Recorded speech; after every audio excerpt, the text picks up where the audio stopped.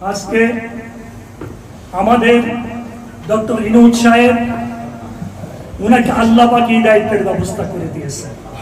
আলহামদুলিল্লাহ। উনার জন্য তোমরা দোয়া করবে, আল্লাহ পাক উনাকে যেন সঠিক কাজ করার তৌফিক দান। আমিন। উনি যেন এমন একটা পরিবেশ বাংলাদেশে সৃষ্টি করতে পারে যে পরিবেশের মাধ্যমে বাংলাদেশে একটা সুন্দর সুষ্ঠু নির্বাচন হবে এবং বাংলাদেশের জনগণ যেন ওনার কথা মনে রাখে। এটাই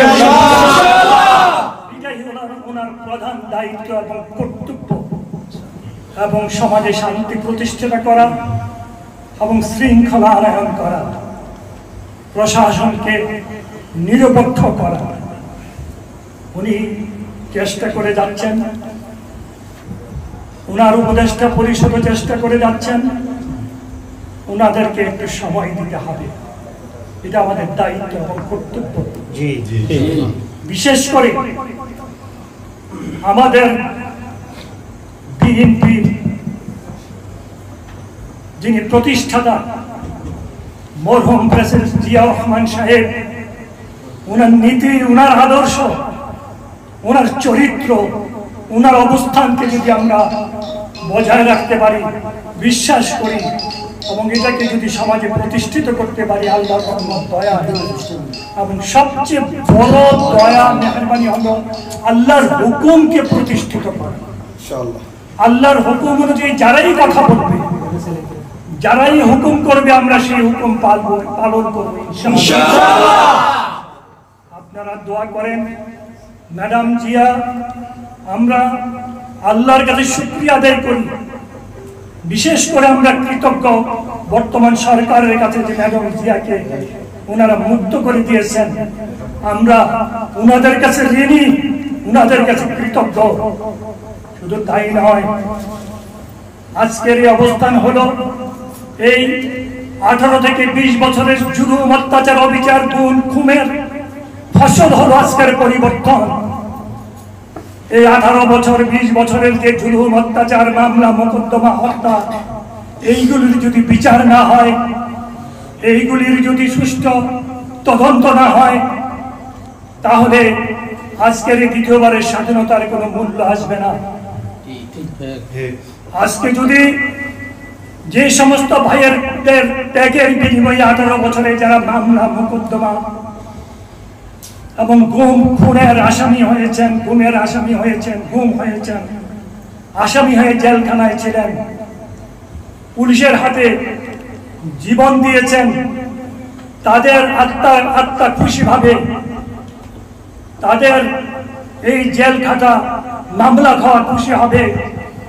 তারা যদি দেখে যে এই সরকার শান্তি প্রতিষ্ঠিত করেছে, অন্যায়কে সমাজ থেকে দূর করে দিয়েছে, এই সরকার যাদেরকে নিরপরাধ জেল খাটিয়েছে, যাদের বিরুদ্ধে মামলা দিয়েছে, যাদেরকে গুম করেছে, যাদেরকে খুন করেছে, তাদের মামলাগুলির প্রতি যদি খেয়াল রাখে, নিরপরাধ ব্যক্তিদেরকে যদি মামলাগুলি থেকে মুক্ত করে দেয়, তাহলে এই দেশের জনগণ তাদের কথা মনে রাখবে।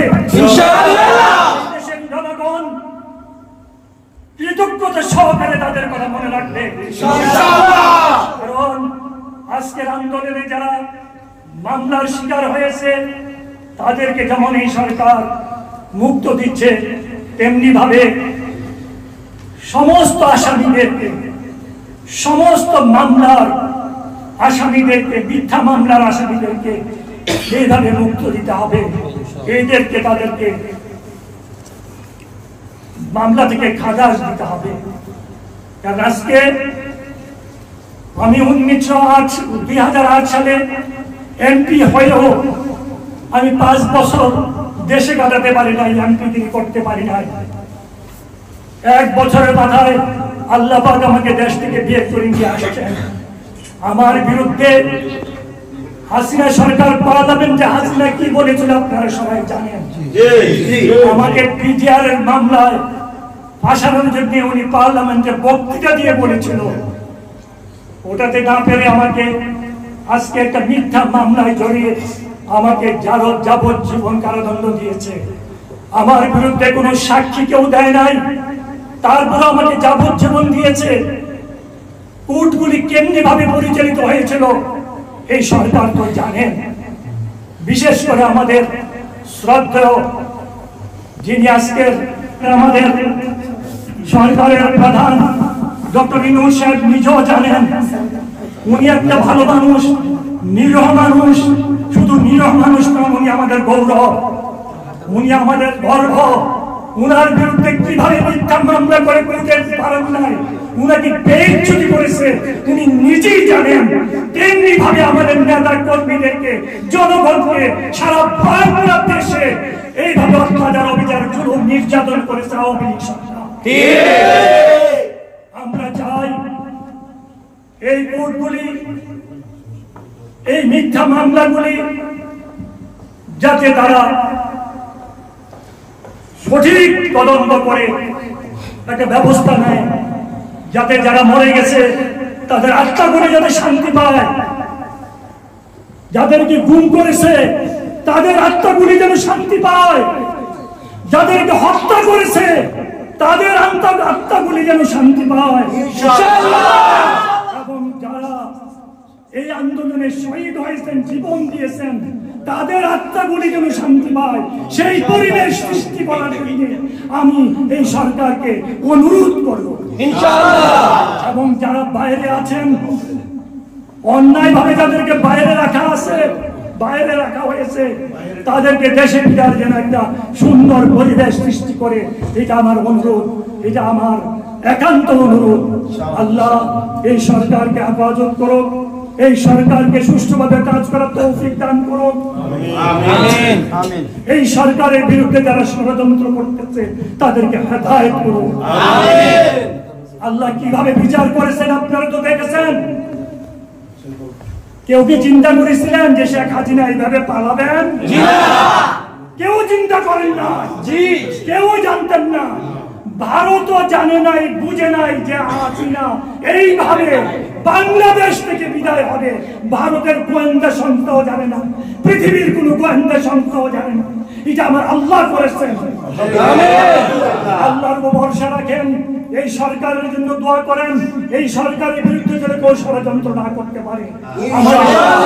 আমাদের রাইটিস্ট রাজনীতিবিদ যারা আছে তাদের বিরুদ্ধে যেন কেউ ষড়যন্ত্র না করতে পারে। আমরা যেন একত্র থেকে আমাদের উদ্দেশ্যকে পুরা করতে পারি। আল্লাহ পাক যেন এই তৌফিক দান করেন। ধন্যবাদ। প্রয়োজন বোধে আমার মুরাদনগরবাসী 5 লক্ষ লোকের অধিবাসী মুরাদনগরে আমি যখন বিএনপিতে জয়েন করেছিলাম, আপনারা 1 লক্ষ লোকের উপস্থিত করে ঢাকা গিয়েছিলেন আমার জয়েনিংয়ের দিন। আপনারা মুরাদনগরবাসী যা করেছেন আমার জন্য আমি কৃতজ্ঞ, আমি ঋণী। এখনো জানি প্রয়োজনে মুরাদনগরের 5 লক্ষ নারী পুরুষ মুরাদনগর থেকে বেরিয়েছে যে কোনো ডাকে। আসসালামু আলাইকুম ওয়া রাহমাতুল্লাহি ওয়া বারাকাতুহু।